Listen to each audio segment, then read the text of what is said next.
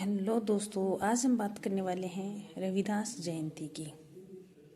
हर माह में आने वाली पूर्णिमा तिथि का विशेष महत्व होता है, परंतु माघ पूर्णिमा सबसे खास है।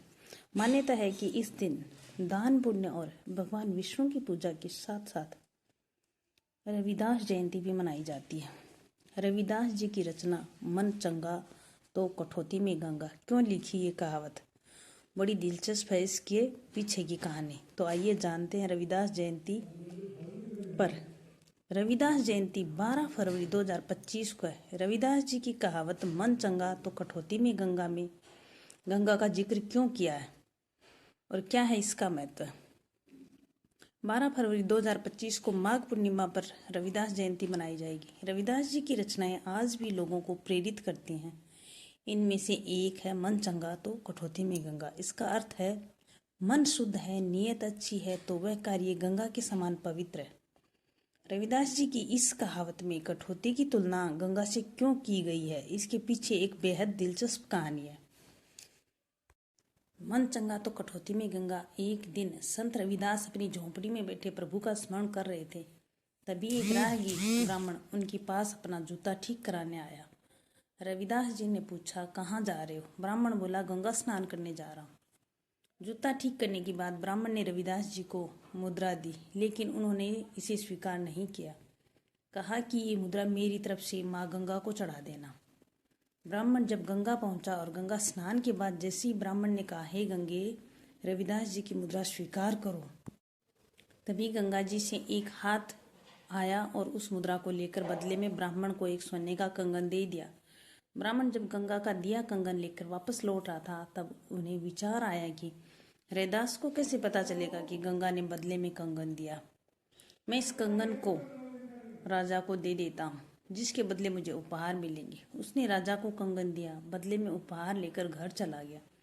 जब राजा ने वो कंगन रानी को दिया तो रानी खुश हो गई और बोली, मुझे ऐसा ही एक कंगन दूसरे हाथ के लिए भी चाहिए।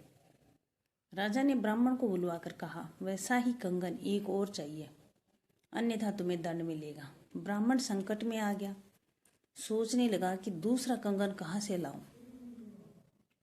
डरा हुआ ब्राह्मण संत रविदास के पास पहुंचा और सारी बात बताई। रविदास जी बोले कि तुमने मुझे बिना बताए राजा को कंगन भेंट कर दिया, इससे परेशान न हो। तुम्हारे प्राण बचाने के लिए मैं गंगा से दूसरे कंगन के लिए प्रार्थना करता हूँ। ऐसा कहते ही रविदास जी ने अपनी वह कठौती उठाई जिसमें वो चमड़ा गलाते थे। उसमें पानी भरा था। रविदास जी ने माँ गंगा का आह्वान कर अपनी कठौती से जल छिड़का।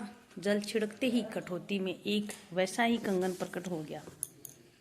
रविदास जी ने वो कंगन ब्राह्मण को दे दिया। ब्राह्मण खुश हो गया और कंगन राजा को भेंट कर दिया। तभी एक कहावत प्रचलित हुई कि मन चंगा तो कठौती में गंगा। इसका ये अर्थ है कि नीयत साफ होगी तो स्वयं ईश्वर भी आपकी मदद के लिए आपके दर पर आ जाएंगे। हर माह में आने वाली पूर्णिमा तिथि का विशेष महत्व होता है, परंतु माघ पूर्णिमा सबसे खास है। मान्यता है कि इस दिन दान पुण्य और भगवान विष्णु की पूजा के साथ साथ रविदास जयंती भी मनाई जाती है। और इस दिन धार्मिक स्थानों पर संत रविदास जी की उपासना, भजन, कीर्तन और जगह जगह शोभा यात्राएं निकाली जाती हैं। धार्मिक ग्रंथों के अनुसार संत रविदास महान समाज सुधारक के रूप में भी जाने जाते हैं।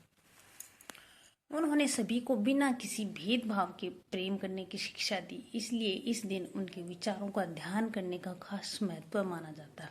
और वही गुरु रविदास संत रविदास जी के जन्म दिवस के रूप में मनाए जाते हैं, जिसे सामाजिक एकता और भक्ति का दिन माना जाता है। इस साल 12 फरवरी 2025 को रविदास जयंती मनाई जा रही है। तो ऐसे में आइए जानते हैं कि इस दिन क्या करें और क्या ना करें। धार्मिक मान्यता के अनुसार रविदास जयंती के दिन पूजा अर्चना करनी चाहिए और इससे जीवन में सुख शांति समृद्धि बनी रहती है। इस दिन उनके भजन गाकर उनकी महिमा का गुणगान कर सकते हैं। माना जाता है कि संत रविदास जी एक समाज सुधारक भी थे। ऐसे में इस दिन जरूरतमंदों की सहायता और दान से जुड़े कार्य करने चाहिए। इससे जीवन में सकारात्मकता बनी रहती है। रविदास जयंती के दिन आत्मचिंतन करने से व्यक्ति को मानसिक शांति प्राप्त होती है। वही इस दिन भूलकर भी किसी का अपमान न करें, किसी को भी कटु वचन न कहें। साथ ही लड़ाई झगड़ा करने से भी बचना चाहिए। भगवान उस हृदय में निवास करते हैं जिसके मन में किसी के प्रति बैर भाव नहीं है, कोई लालच या द्वेष नहीं है।